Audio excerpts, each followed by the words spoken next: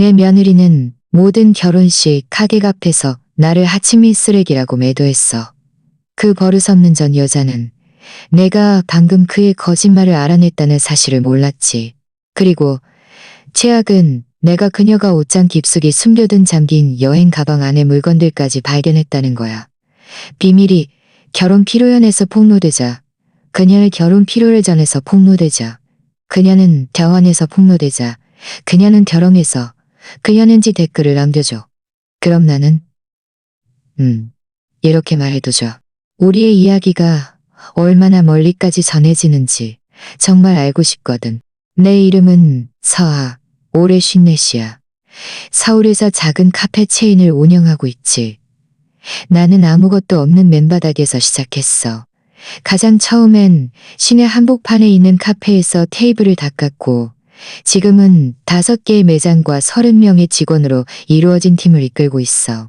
거창한 사업은 아니지만 정직한 노동과 엄청난 결심으로 내가 직접 일궈낸 나만의 사업이지. 나는 8년째 홀몸이야.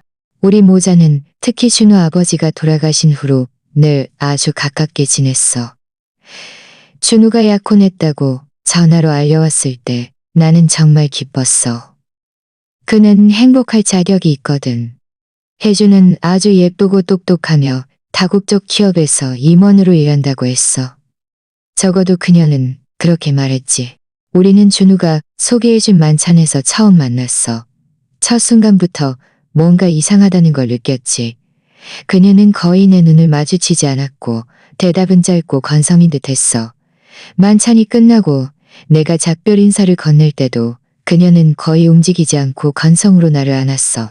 억지 미소, 그리고 위아래로 나를 훑어보는 듯한 시선은 마치 나를 평가하고 자격 미달로 판단하는 것 같았지. 나는 애써 신경 쓰지 않으려 했어. 어쩌면 그저 긴장했을 수도 있고 내가 너무 예민한 걸 수도 있다고 생각했지. 하지만 이어지는 몇 주 동안 몇 번 더 만났을 때도 그녀의 태도는 똑같았어. 준우는 알아차리지 못하거나 모르는 늘 그렇게 소박하게 입으세요. 준우는 화제를 돌렸어. 그 말은 나를 아프게 했어. 나는 명품을 입지는 않지만 늘 단정하고 깔끔한 모습을 자랑스럽게 여겼으니까. 하지만 준우를 위해서 그 말을 삼켰어. 결혼식 3개월 전 약혼 만찬에서 상황은 마침내 폭발했어. 나는 내 카페 중 가장 예쁜 곳을 통째로 빌려 행사를 준비했어. 하루 쉬고 특별한 셰프를 고용했으며 꽃과 조명으로 공간 전체를 장식했지. 나는 혜주에게 비록 내가 소박하지만 취향이 있고 내 아들의 사랑을 위해 아름다운 축제를 마련할 수 있다는 것을 보여주고 싶었어. 혜주는 2시간이나 늦게 도착했고 비싸 보이는 옷을 입었지만 지루한 표정의 부모님과 함께였어. 그녀는 장식과 음식, 그리고 내가 그렇게 많은 사랑을 담아 준비한 모든 것을 훑어보더니 크게 한숨을 쉬었어. 준우 씨, 우리는 좀 더 고급스럽게 하기로 하지 않았나요? 내 아들은 당황한 듯 보였어. 미소를 대접했어. 나는 참았어. 미소를 지었지. 여기서 하면 아늑하고 특별하다고. 길거리 포장마차처럼 나는 혜주의 부모님과 이야기를 나눴어. 그의 아버지는 끊임없이 손목시계를 쳐다봤고 그의 어머니는 와인을 연거푸 마시며 모든 것이 얼마나 정겨운 시골품인지 평했어. 그녀의 입에서 나온 말은 칭찬처럼 들리지 않았지. 이어서 축배의 시간이었어. 나는 와인잔을 들고 말했어. 준우와 혜주에게 너희들의 사랑이 날마다 더욱 깊어지기를. 준우야, 네 아버지는 오늘 네가 이룬 것을 자랑스러워하실 거야. 혜주야, 우리 가족이 된 것을 환영한다. 바로 그때 그녀는 자기 어머니를 보더니 픽 웃었어. 짧고 비웃는 듯한 웃음소리가 내 피를 얼어붙게 했지. 뭐가 웃음니?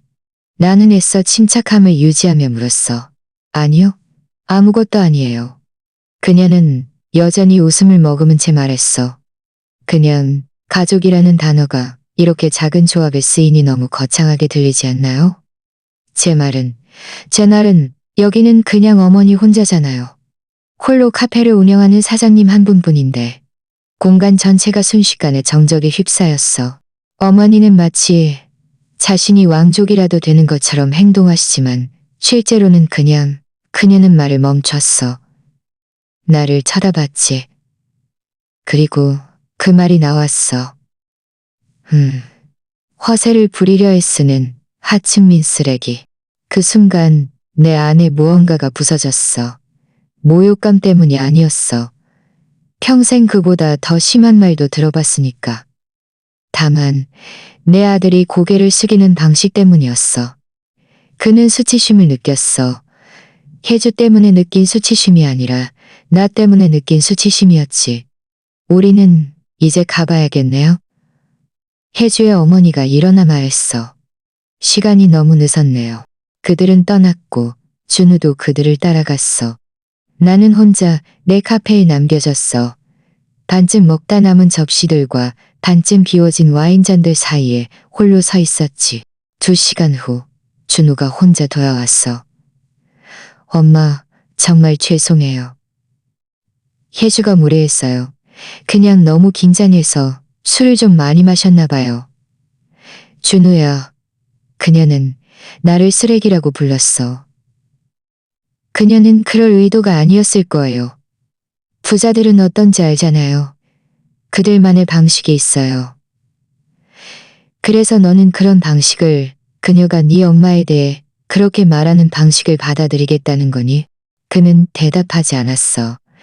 그저 결혼식이 3개월 후에 그녀의 부모님이 비용을 낼 고급 리조트에서 열릴 것이라고 말했어. 그때 내가 참석해 주기를 바란다고 했지. 그날 밤 나는 혼자 집에 앉아 있었어. 내가 선택할 수 있는 2가지가 있다는 것을 깨달았어. 이 하층민 쓰레기 역할을 받아들이거나 아니면 내 아들이 결혼하려는 이 여자가 도대체 어떤 사람인지 알아내는 것. 복수하기 위해서가 아니었어. 보호하기 위해서였지. 그 가족은 뭔가 수상했고 나는 거짓의 악취를 맡으면 바로 알아차렸거든. 나는 오랜 친구 혜문에게 전화했어. 우리가 힘들었던 시절, 젊고 생존을 위해 발버둥 치던 때 알게 된 친구였지. 나는 카페를 운영하는 길을 택했고 그는 결혼 사기 사건을 전문으로 하는 사립 탐정이 되었어.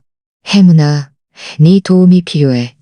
내 아들 약혼녀에게 문제가 있어. 서아야.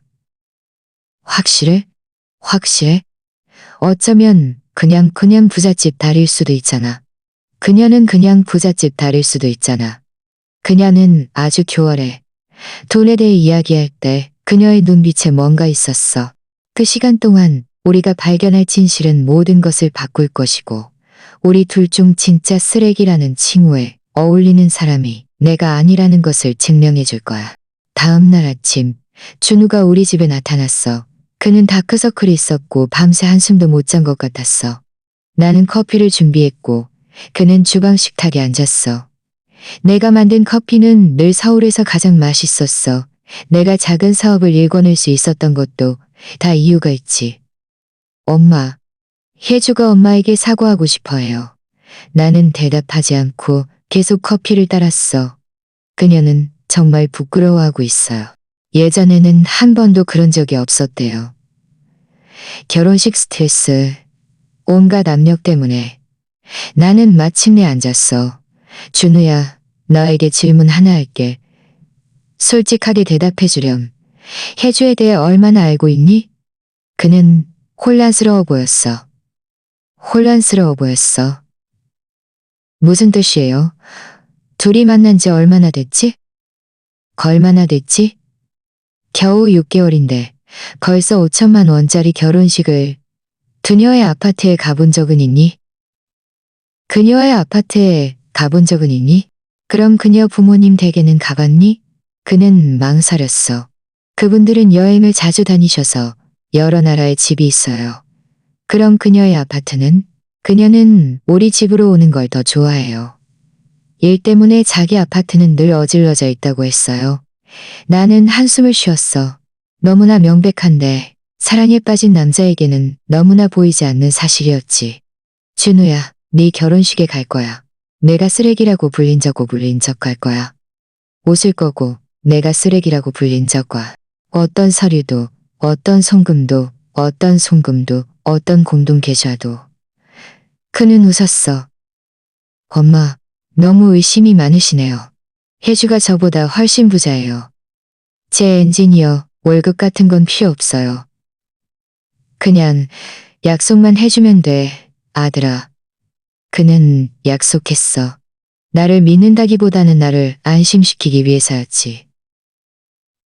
그가 떠난 후 나는 혜문에게 전화했어. 오늘부터 시작할 수 있을까? 그날 오후 우리는 내가 운영하지 않는 카페에서 만났어. 아는 사람에게 보이는 위험을 감수하고 싶지 않았지. 혜문은 여전히 예전과 같았어. 희끗희끗한 짧은 머리, 안경은 체인에 걸려 있었고 실용적인 옷차림. 아무도 이 도서관 사서 같은 외모 뒤에 서울 최고의 조사관 중 한 명이 숨어 있을 거라고는 생각하지 못할 거야. 그래서 이 공주님에 대해 우리가 뭘 알고 있지? 그가 물었어. 혜주는 글로벌 솔루션이라는 다국적 기업의 마케팅 임원이라고 주장해. 미국 명문대 경영학과를 졸업했고 로버트와 카르멘, 알가르즈의 외동딸이래. 강남구에 있는 아파트에 산다고 하는데 준우는 한 번도 가본 적이 없어.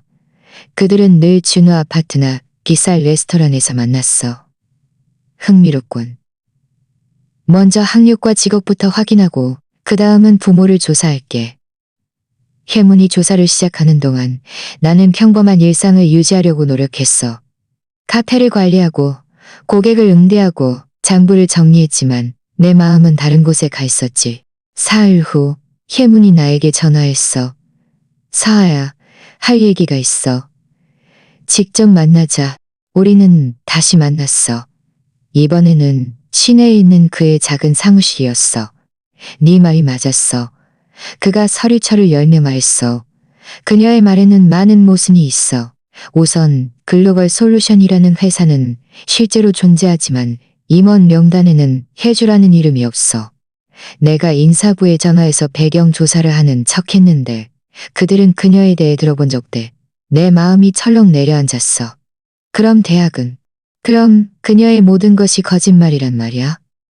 아직 다가 아니야? 그녀 부모님의 와인 수입 회사? 회사 등기에는 알리 명의로 등록된 주류 관련 기업이 없어.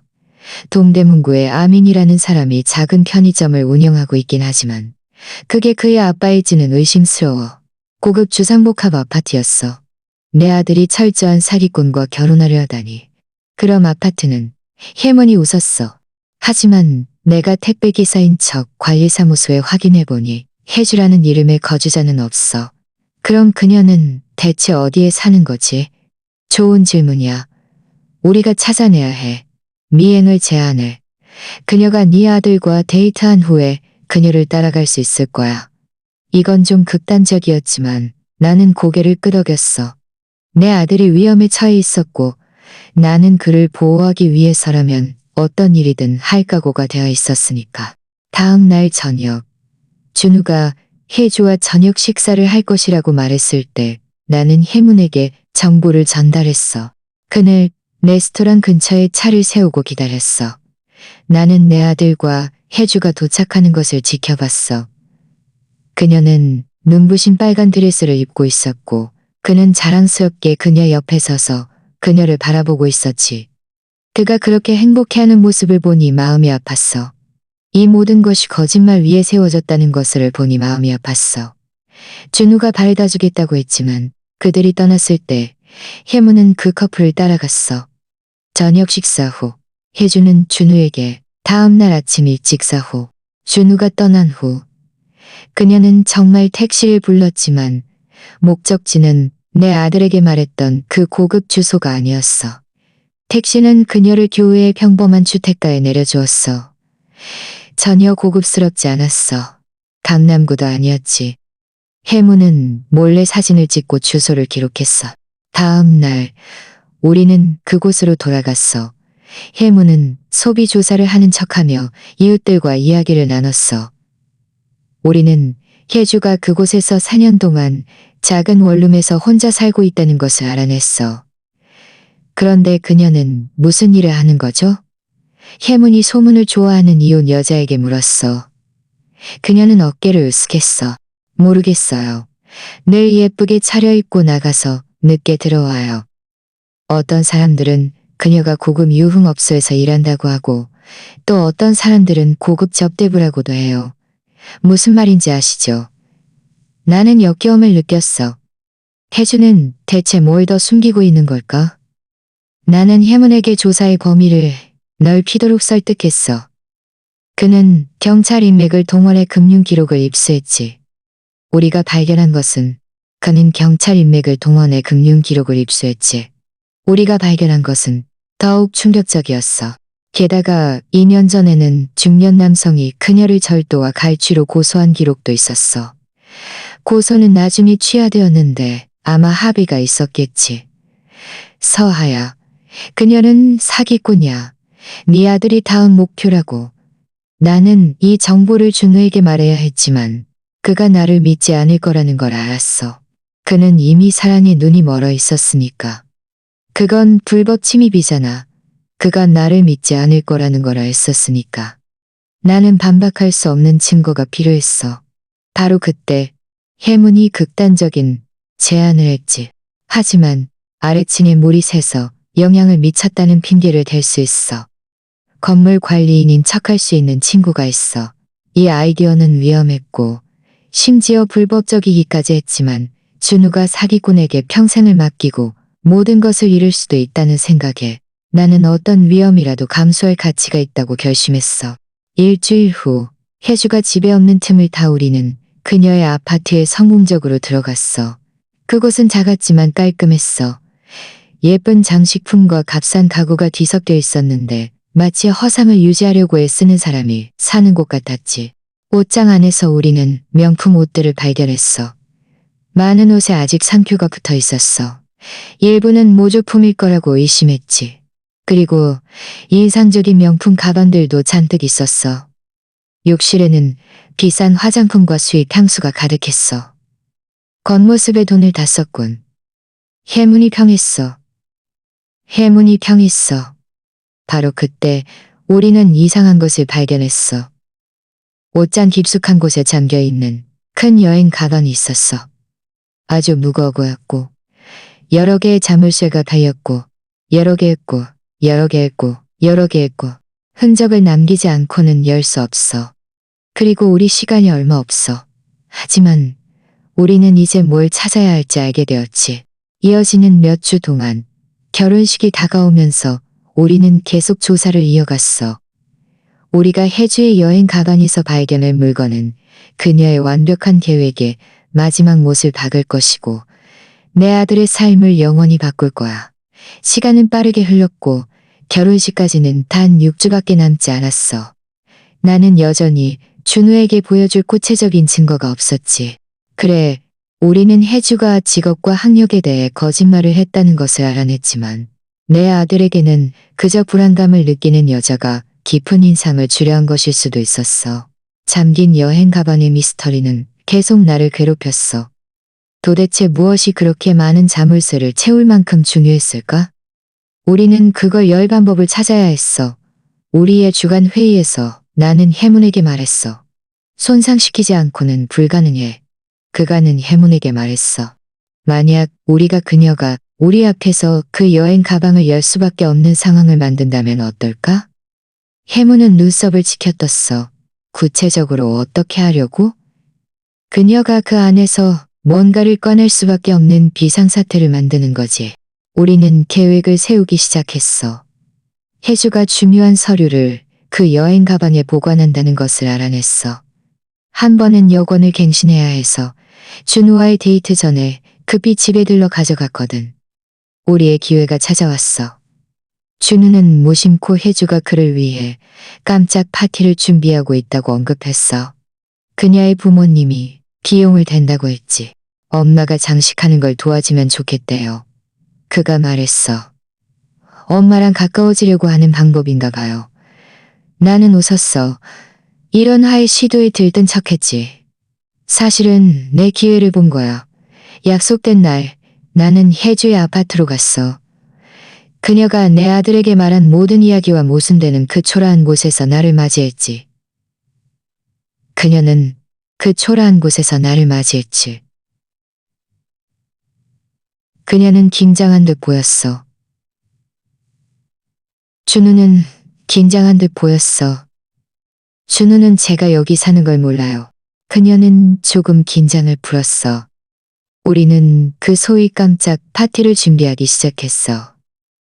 나는 이것이 준우의 재정 상태에 대해 떠보려는 핑계일 뿐이라고 의심했지. 서아 아주머니, 우리가 가짜 하객 명단을 정리하고 있을 때 그녀가 말을 꺼냈어. 준우 씨가 아주머니가 카페를 5군데나 가지고 있다고 했었어. 준우 씨가 아주머니가 카페를 5군데나 가지고 있다고 알건. 아니, 내 작은 사업을 일궈내는데 20년이 걸렸지. 그럼 은퇴할 계획은 없으신가요? 나는 침착하게 대답했어. 나는 일을 사랑해. 아마 죽을 때까지 할 거야. 설령 그렇다 해도 내게는 사업 파트너가 있어. 카페가 자동으로 준우에게 넘어가는 건 아니지. 그녀의 얼굴에 실망의 그림자가 스치는 것을 보았어. 우리는 계속 일했고 나는 내 계획을 시행하기 시작했어. 나는 전화가 온 척했어. 여보세요? 네, 접니다. 뭐라고요? 세상에, 언제요? 그가 지금 저와 같이 있어요. 알겠습니다. 제가 알려줄게요. 나는 전화를 끊고 걱정스러운 표정으로 혜주를 바라봤어. 은행에서 전화가 왔어. 네 계좌에 사기 시도가 있었대. 누군가 해외로 거액을 송금하려고 했다는군. 지점장이 성공적으로 막았다고 하지만 네 모델 신분증을 가지고 당장 지점으로 와달래. 그녀의 얼굴은 순식간에 새하얗게 질렸어. 그 지점이요? 이내로에 있는 그 지점이요? 이내로에 있는 그 지점이요? 지점장님이 40분 기다려주겠대. 혜주는 혼란에 빠졌어. 내 신분증, 원본이 필요해. 어디에? 그녀는 긴장하며 자물쇠를 하나씩 열었어. 뚜껑이 열리는 순간 나는 안에 물건들을 언뜻 볼 수 있었어. 서류들이 있었어, 물론. 하지만 그 이상이었지. 다른 이름이지만 그녀의 사진이 붙은 신분증들, 여러 장의 신용카드, 여러 대의 휴대폰, 플라스틱 카드를 만드는 작은 기대폰, 플라스틱 카드를 만드는 작은 기계처럼 보이는 것, 그리고 가장 최근의 희생자일 뿐이었어. 나이 많고 부유한 남성들의 사진 여러, 그리고 가장 불안했던 것은 나이 많고 부유한 남성들의 사진 여러, 그들의 습관. 그녀는 서류가 든 봉투를 재빨리 움켜쥐고 여행 가방을 닫았어. 그녀가 돌아서는 순간 나는 그녀가 서두르느라 자물쇠 하나를 잠그는 것을 알아차렸어. 내가 같이 가줄게. 내가 제안했어. 안 돼요. 그녀는 거의 비명을 질렀어. 제 말은 그럴 필요 없어요. 그녀가 그럴 필요 없어요. 알려주셔서 감사해요. 그녀가 문을 나서자마자 나는 근처에서 기다리고 있던 해문에게 즉시 전화했어. 그 안에서 우리가 발견한 것은 전문 사기꾼의 모든 장비였어. 내가 이미 본 것 외에도 과거의 작전을 상세히 기록한 노트들이 있었어. 그녀가 유혹했던 남자들, 각자에게서 얼마나 많은 돈을 갈취했는지, 어떤 수법이 효과적이었는지, 심지어 준우를 겨냥한 사기 일정표도 있었어. 재정 목표와 각 단계의 날짜가 적혀 있었지. 가장 불안했던 것은 마지막 단계였어. 자산 완전 확보. 우리는 모든 것을 사진으로 찍었어. 수십 장의 사진이었지. 우리는 또한 K맨 제도에 있는 계좌 증명서도 발견했어. 그녀는 사기친 돈을 모두 그곳으로 송금한 것이 분명했어. 서아야, 이건 심각해. 혜문이 말했어. 이건 단순한 돈만 밝히는 여자가 아니야. 더 큰 조직의 일원이야. 여기 이름들을 봐. 여기 이름들을 봐. 유명 기업가들이잖아. 그리고 다음 목표와 대안에 대한 메모들도 있어. 그녀가 다른 사람들과 공모하고 있다고 생각하는 거야? 그저 자신이 서두르다 실수했다고 생각하는 거야? 나는 이게 정교한 작전이라고. 그리는 여행 가방을 닫고 일부러 작전이라고 확신해. 그날 밤 나는 잠들 수 없었어. 여행 가방 속의 장면들, 내 아들을 조종하는 냉혈한 메모들, 그 모든 것을 훔치려는 상세한 계획이 모두 내 머릿속을 맴돌았어. 그에게 어떻게 말해야 할까? 그의 마음을 아프게 하지 않고 어떻게 그에게 진실을 보여줄 수 있을까? 다음 날 나는 사기꾼이야. 그녀의 직업은 가짜고 학력도 가짜고 학력도 가짜고 학력도 가짜고 한 여자고 했어. 나는 그에게 카페에서 만나자고 했어. 나는 그에게 무슨 장난이에요. 그녀는 네 모든 것을 훔칠 계획이었어. 엄마가 그녀를 미행하고 그녀 집에 침입했다고요. 엄마, 미쳤어요? 이 메모들을 봐. 그녀는 모든 것을 계획했어. 너에게서 얼마나 많은 돈을 빼앗아갈지, 언제 사라질지. 그는 분노에 차서 일어섰어. 그만해요. 엄마가 그녀를 싫어했다는 건 알지만 이건 너무 병적이에요. 엄마는 그저 내 결혼식을 망치고 싶을 뿐이잖아요. 준우야, 나는 널 보호하고 있어.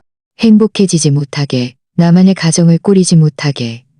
내 삶의 모든 측면을 통제하려 하지 않는 사람을 마침내 찾았는데 그걸로부터 보호하려는 거예요. 그의 말이 나에게 비수처럼 박혔어. 그가 그렇게 생각하고 있었다니. 내가 그를 통제하려 한다고. 너는 눈이 멀었어. 아들아. 그는 사진들을 지져버렸어. 그녀가 너에게 반항하게 만들고 있어. 그녀는 내가 너에게서 선을 그어야 한다는 것을 알게 만들고 있어. 그녀는 내가 너에게서 선을 그어야 한다는 것을 알게 만들고 있어. 더 이상 이런 말 듣고 싶지 않아요. 결혼식은 예정대로 진행될 거예요. 만약 엄마가 혜주를 받아들일 수 없다면 차라리 참석하지 않는 게 좋을 거예요. 그는 문을 쾅 닫고 나갔어. 나는 완전히 마음이 부서졌어. 그를 설득하지 못했을 뿐만 아니라 이제 그를 완전히 잃을 위험에 처했어.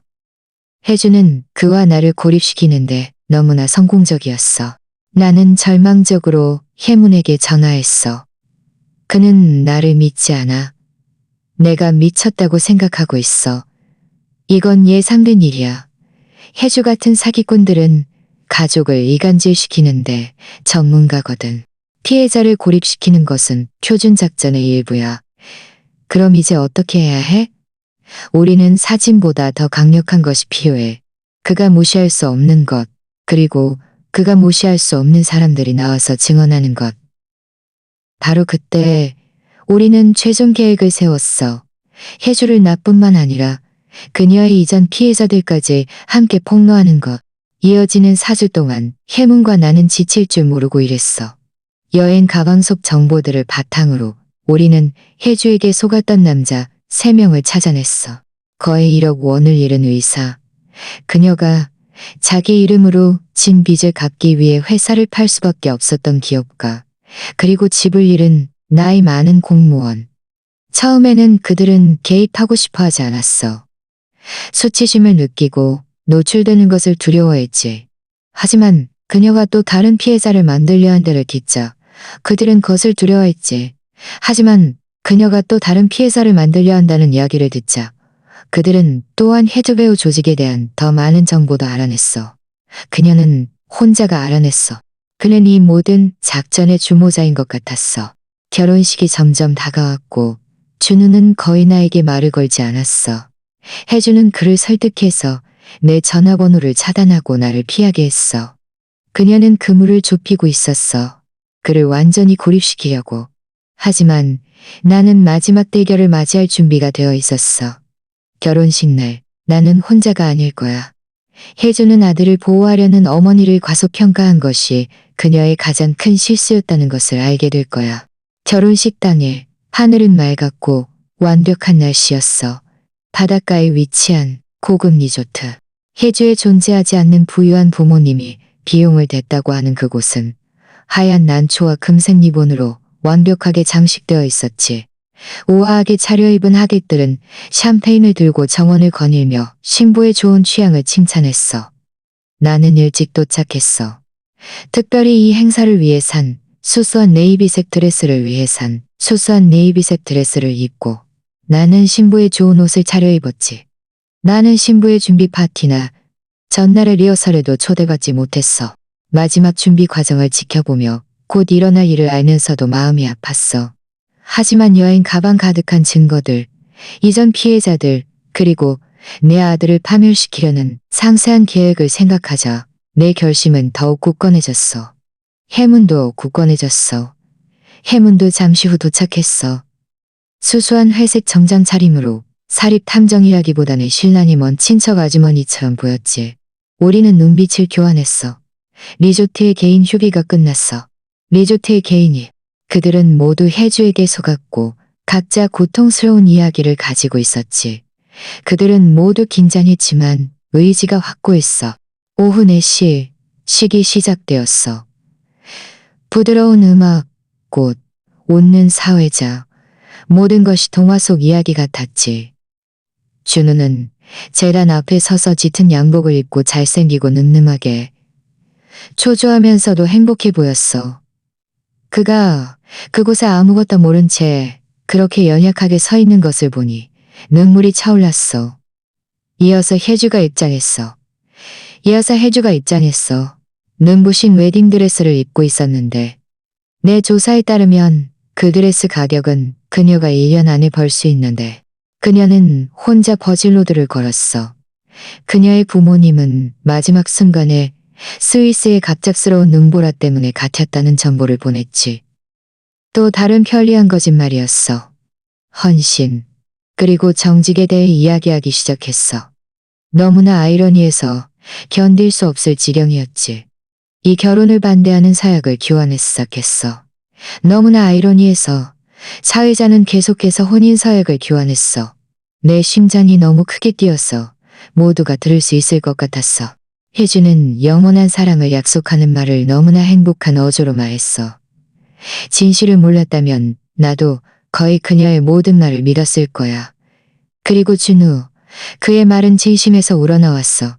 그것은 진실했고 현실이었지. 그리고 그것이 모든 것을 더욱 고통스럽게 만들었어. 두 분을 부부로 선언합니다. 사회자가 마지막으로 선언했어. 그들은 키스했고 박수가 터져 나왔고 쌀이 뿌려졌어. 신혼부부는 쌀이 뿌려졌어. 하객들이 정원으로 향할 때 나는 해문에게 신호를 보냈어. 우리의 특별한 손님들이 등장할 시간이었지. 이진우 의사님은 조용히 주빈석 근처에 자리 잡았고 김민준 사장님은 다 가까이, 박영감님은 입구 근처에 머물렀어. 나는 내게 배정된 자리에 앉았어.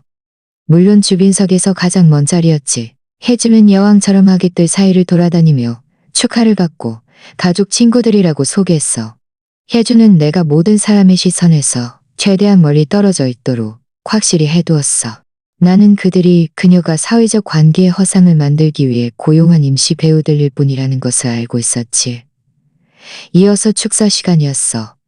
준우의 절친이 먼저 말했고 그 다음은 혜주의 절친이었는데 우리 조사에 따르면 그들은 3개월 전에야 알게 된 3개월 전이었어. 마지막으로 신랑 신부 차례였어. 준우는 와준 모든 사람에게 감사하며 자신의 사랑과 혜주가 자신의 삶을 어떻게 바꾸었는지 이야기했어. 혜주는 마이크를 들고 환하게 웃었어. 오늘 이 특별한 날을 함께 해주신 모든 분들께 감사드립니다. 특히 사랑하는 저희 부모님께요. 비록 직접 오실 수 없었지만 그분들의 마음은 저희와 함께합니다. 거짓말일. 많은 분들이 아시다시피 저는 늘 근면, 정직, 그리고 성실을 중요하게 오랜 자연스러운 권위감을 거짓말이 그리고 성실을 중에다. 거짓말 1. 준호 씨에게서도 똑같은 자질을 찾게 되어 정말 기쁩니다. 그는 모두가 잘 볼 수 있는 곳으로 천천히 걸어갔어. 죄송합니다만 그가 침착한 목소리로 말했어. 다른 사람이 속는 것을 보고만 있을 수는 없었습니다. 충격적인 침묵이 연회장을 뒤덮었어. 혜주는 마이크를 여전히 손에 든 채 얼어붙었어. 저는 이진우라고 합니다. 의사이고요. 3년 전 저는 자신을 아졌다고 해야겠네요. 의사이고요. 3년 전인 자신을 아영이라고 소개한 여자를 만났습니다. 그녀는 다국적 제약회사의 임원이라고 했죠. 6개월 후 그녀는 공동 투자를 제안했습니다. 저는 거의 1억 원을 그녀가 관리하는 계좌로 송금했습니다. 일주일 후 그녀는 제 돈을 가지고 사라졌습니다. 낮은 웅성거림이 연회장에 퍼져나갔어. 준우는 의사님을 보았다가 혜주를 보았다가 혜주를 보았다가 하며 혼란스러운 표정을 지었어. 이 여자는 이진우 의사님이 혜주를 가리키며 계주를 가리키며 계속 말했어. 자신이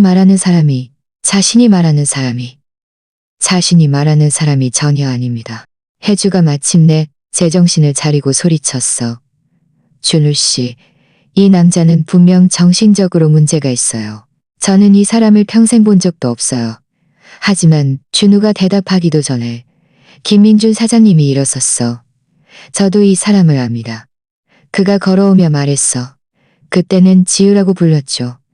자신을 재무 컨설턴트라고 소개했습니다. 그녀는 제 회사 계좌 냈습니다. 그녀는 제 회사 계좌에 접근 권한을 얻었고 5천만 원을 해외로 송금했습니다. 이거는 뭐예요? 그녀는 목소리가 미미하게 떨리는 채로 말했어. 준우 씨, 이건 엄마가 꾸민 짓이에요. 엄마는 늘 저를 싫어했잖아요. 바로 그때 내가 일어섰어. 모든 시선이 나에게로 향했지. 맞아. 나는 너를 조사했어. 혜주. 아니, 네 진짜 이름이 뭐든 간에 네가 내 아들의 돈을 훔칠 계획을 세우면서 나를 하층미 쓰레기라고 불렀기 때문이야. 나는 준우와 혜주가 있는 주빈석으로 걸어갔어. 나는 사립탐정을 고용했어. 우리는 네 직업이 가짜라는 것을 알아냈어. 네 학력도 가짜고 네가 사는 곳도 가짜야. 너는 네가 말하는 그런 부모님도 없어. 준우는 혜주를 바라봤고 그녀는 눈물을 글썽였어. 나는 그게 가짜 눈물이라는 것을 알고 있었지. 당신은 이 미친 사람들을 믿을 건가요? 아니면 나를 믿을 건가요? 당신의 아내를요? 하지만 준우는 박영가님을 보고 있었어. 준우는 박영가님을 보고 있었어. 그분도 지팡이를 짚고 천천히 다가오고 있었지. 내가 그를 만났을 때는 미주라고 불렀어. 그녀는 나를 설득해서 그녀를 내 유언장에 포함시켰어. 내가 알았을 때 그녀는 이미 내 이름으로 내 집을 담보 잡았어. 나는 모든 것을 잃었어. 이제 나는 아들과 함께 살고 있어. 이제 연회장 전체가 침묵에 잠겼어. 모든 시선이 혜주에게 집중되었고 그녀는 매 순간 쪼그라드는 것처럼 보였어. 해문이 우리에게 다가왔어. 여기 서류, 사진, 금융 기록이 있습니다.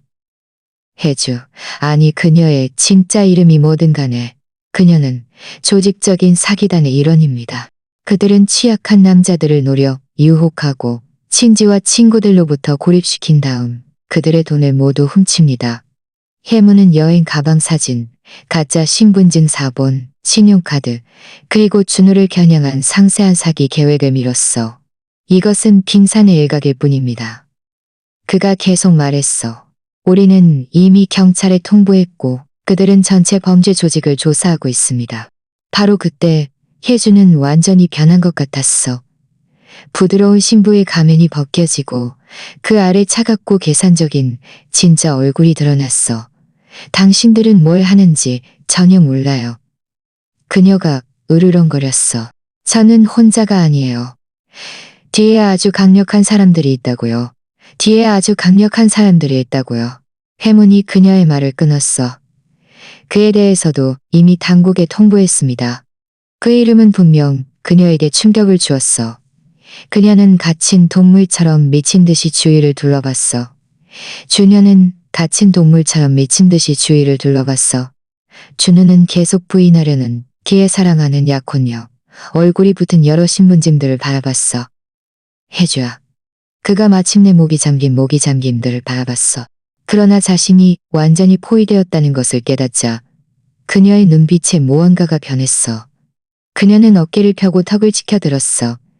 두려움은 차갑고 거의 오만한 태도로 바뀌었어. 준우 씨, 당신 문제가 뭔지 알아요.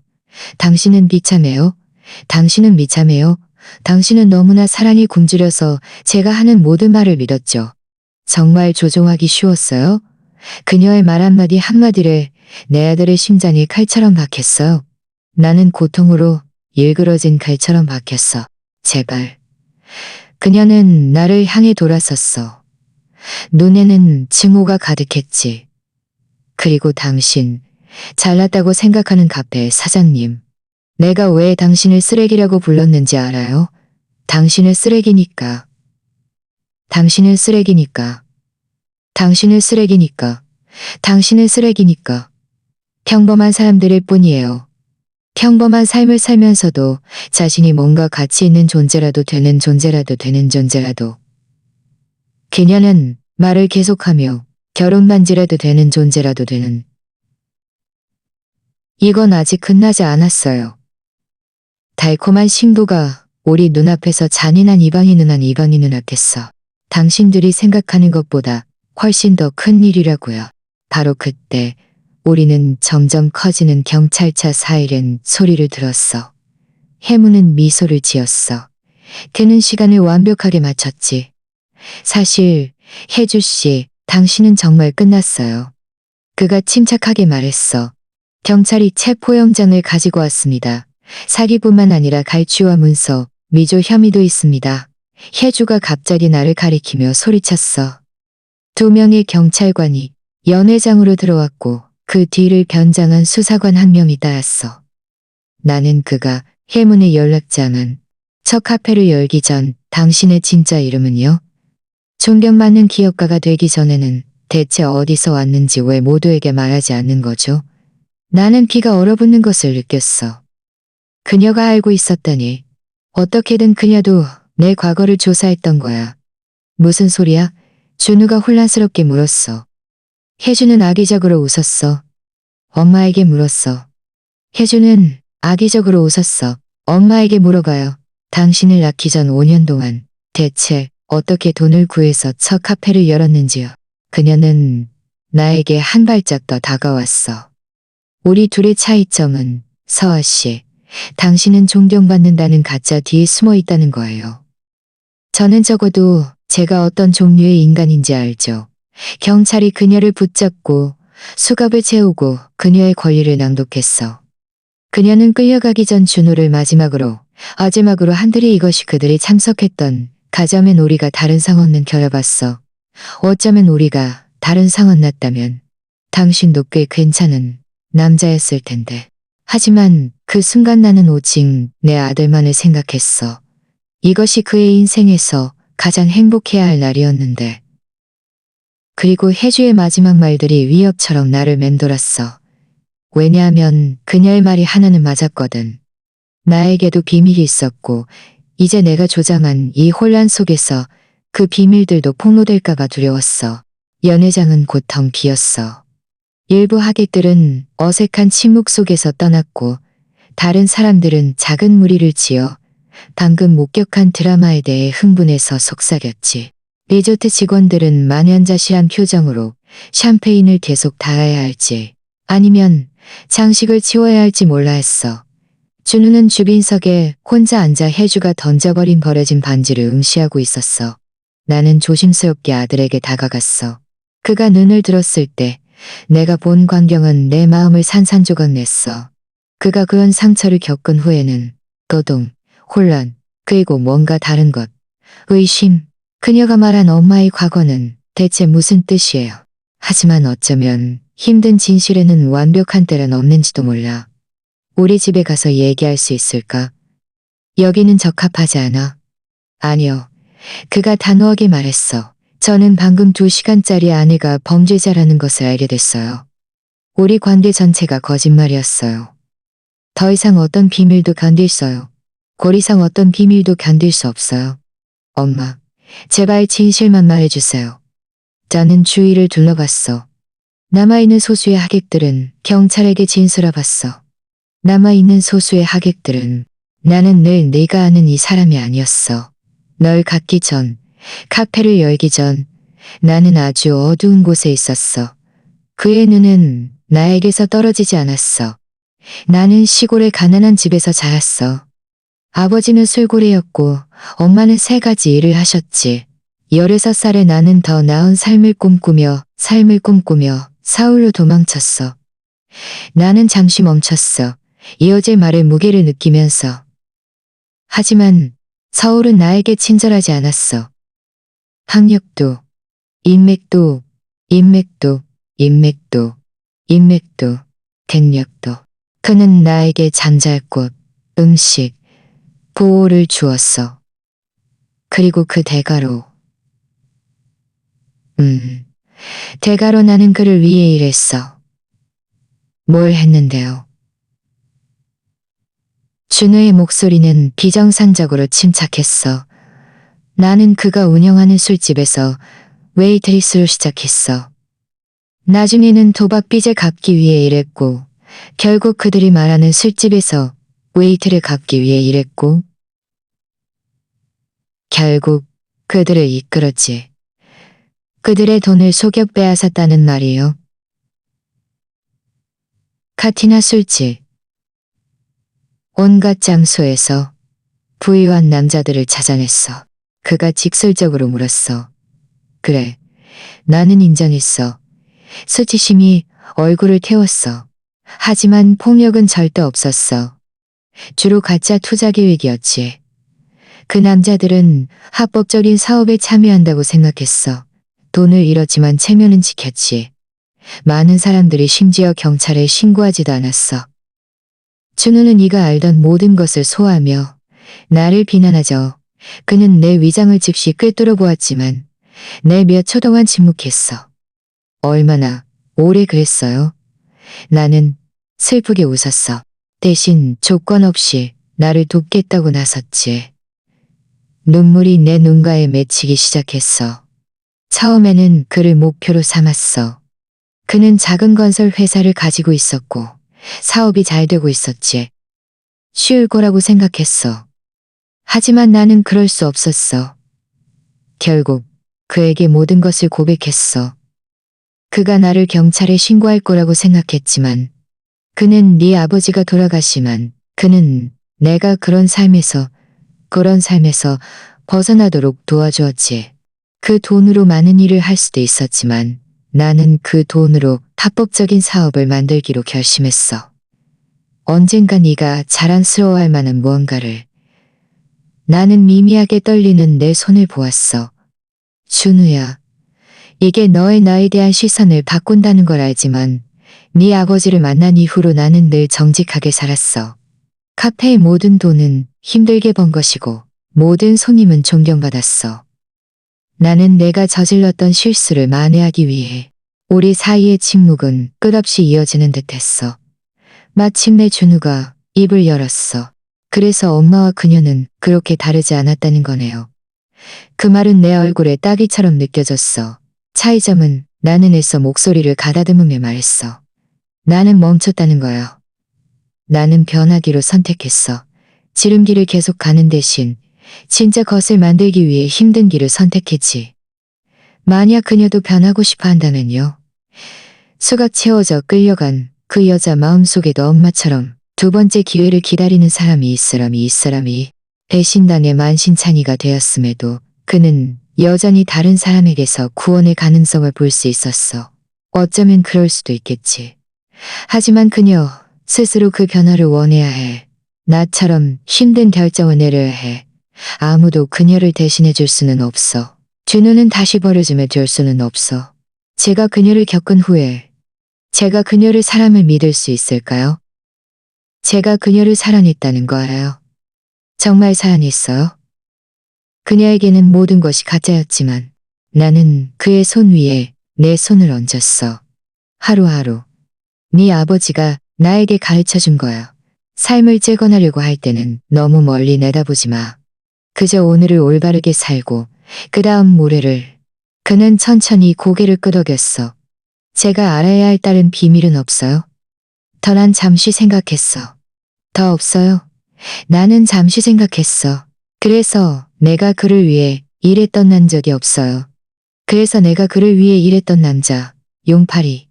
12년 전 감옥에서 죽었지만 그 전에 그는 출소하면 어쩌면 좀 지나쳤을지도 모르지. 내 과거가 우리를 다시 괴롭힐까봐 두려웠어. 준우는 오랫동안 나를 응시했어. 왜 진작 말해주지 않았어요? 널 보호하고 싶었어. 그리고 솔직히 말하면 부끄러웠어. 네가 자라면서 본 엄마는 맨바닥에서 사업을 일군 간인한 여성의 모습이기를 바랐지. 생존을 위해 남을 속였던 사람이 아니기를. 마치 네가 본 혜주가 내 마음속 완벽한 여성이기를 바랐던 것처럼. 우리 둘 다 앞으로는 좀 더 현실적으로 살아야 할 것 같네. 내가 작게 말했고 그도 고개를 끄덕이며 동의했어. 더 이상의 비밀은 없어. 더 이상의 선의의 거짓말도 없어. 우리는 함께 일어섰어. 새로운 시작을 축하했어야 할 곳에서 그렇게 많은 한멸을 목격한 연회장을 떠났지. 집으로 돌아가는 길, 차 안에서 준우가 또 다른 질문을 했어. 어떻게 알았어요? 처음부터 그녀에게 문제가 있다는 걸 어떻게 알았어요? 나는 신중하게 생각한 후에 대답했어. 오랜 세월 남을 속이는데 시간을 보내다 보면 다른 사람에게서 나타나는 신호들을 읽는 법을 배우게 돼. 그녀가 특정 화제를 회피하는 방식, 누구에게도 자신의 말을 확인시키지 않는 방식, 그리고 너를 교묘하게 고립시키는 수법. 내가 그런 속임수에 익숙한 건 나도 사용했었기 때문이지. 그래서 엄마의 어두운 과거가 결국 저를 구한 거네요. 어쩌면 그렇겠지. 아니면 그저 엄마의 직감이었거나요. 이제 우리는 집에 가서 진한 커피 한 잔 마시고 필요하다면 실컷 울 거야. 그리고 내일 우리는 다시 시작하는 거지. 이틀 후 준우와 나는 본사 사무실에 앉아 있었어. 혜문이 들어왔어. 혜문이 뒤섞인 이상한 표정이 있었어. 좋은 소식과 나쁜 소식이 있습니다. 그가 앉으며 말했어. 좋은 소식은 경찰이 강태호의 은신처를 찾아냈다는 겁니다. 그의 손에는 최소 12개의 유사한 사기 계획이 진행 중이었고 혜주처럼 다른 남자들을 노리는 여자들이 여럿 있었습니다. 혜주가 사라졌습니다. 어떻게요? 구금되어 있지 않았나요? 그녀는 보석금을 내고 풀려났습니다. 전자발찌를 부착하기로 되어 있었지만 부착 전에 사라졌습니다. 그녀에게 위조 신분증과 해외 계좌를 이용할 수 있는 통로가 있다고 생각합니다. 등골이 오싹해지는 것을 느꼈어. 그녀는 돌아올 거야. 내가 말했어. 그녀 같은 사람들은 늘 돌아와. 특히 공개적으로 모욕당한 후에는 말야. 엄마, 제가 이 모든 일에 대해 계속 생각하고 있었어요. 엄마에 대해서, 혜주에 대해서, 그리고 두 번째 기회에 대해서요. 이제는 엄마가 왜 과거를 숨겼는지, 그리고 혜주 같은 사람들이 왜 변하기 어려운지 더 잘 이해할 것 같아요. 어떻게? 어려운지 더 잘 이해할 것 같아요. 내가 덧붙였어. 어떻게? 늘 자신이던 사람으로 계속 사는 것이 완전히 자신을 재창조하는 것보다 훨씬 쉬우니까요. 엄마는 그 힘든 결정을 내릴 용기가 있었지만 미래에 무슨 일이 일어날지는 아무도 모르지. 그가 슬프게 웃었어. 엄마는 늘 그렇게 낙관적이세요? 낙관적인 게 아니라 현실적인 거야. 변화는 가능해. 내가 증명이지. 이어지는 몇 주 동안 준우는 천천히 자신의 삶을 재건하기 시작했어. 그는 신혼여행을 취소하고 선물들을 돌려보내고 혼인 무효 관련 법적 서류들을 처리했어. 나는 카페를 계속 운영했지만 동시에 경계를 늦추지 않았어. 혜주가 내 과거를 알아낼 수 있었다면 또 누가 알아낼 수 있을까? 그 재앙적인 결혼식 한 달 후 나는 발신인이 없는 편지를 한 통 받았어. 안에는 단 한 줄의 손글씨만 적혀 있었어. 어쩌면 우리는 당신이 생각하는 것보다 더 닮았는지도 몰라요. 혜주, 나는 준우에게 보여주지 않았어. 그는 이제 막 치유되기 시작했으니까. 나는 그 편지를 내 과거가 결코 나를 완전히 떠나지 않았다는 것을. 우리는 새로운 정체성을 만들 수 있지만 새로운 정체성을 만들 수 없는 삶. 또다시 이른 아침 카페에서 창밖을 내다볼 때 나는 멀리서 낯익은 그림자를 보는 상상을 하곤 해. 많은 이름을 가지고 많은 얼굴을 가진 여자. 다음 수를 계산하고 있는 여자. 왜냐하면 나는 그런 삶에서 한 가지를 배웠거든. 교활한 사기꾼은 결코 실패를 받아들이지 않는다는 것을. 그리고 혜주, 아니 그녀의 진짜 이름이 뭐든 간에 내가 만난 가장 교활한 사기꾼 중 한 명이었으니까. 준우의 결혼식이 있은 지 6개월이 지났고 삶은 천천히 새로운 일상으로 돌아왔어. 준우는 일에 몰두했어. 밤낮으로 그를 바쁘게 하는 대규모 건설 프로젝트를 맡았지. 나는 카페 체인을 확장해서 부산의 6번째 지점을 열었어. 사기단에 대한 조사는 계속 진행 중이었어. 갓대원은 그의 공기 중에 가득했어. 갓볶은 커피콩 향기가 공기 중에 가득했어. 나는 재고를 확인하고 있었는데 문 위종이 울렸어. 이상했지. 분명 휴무중 팻말이 밖에 걸려 있었으니까. 죄송합니다. 저희는 아직. 내 말이 목구멍에 걸렸어. 그녀가 바로 거기에 서 있었거든. 입구에 결혼식에서 웨딩드레스를 입고 값비싼 보석을 착용했던 혜주가 아니었어. 이 모습의 그녀는 혜주가 아니었어. 이 모습의 그녀는 평범한 청바지에 흰색 티셔츠, 머리는 포니테일로 묶고 있었고 화장도 하지 않았어. 우리 이야기 좀 할 수 있을까요? 내 첫 반응은 전화를 집어드는 것이었어.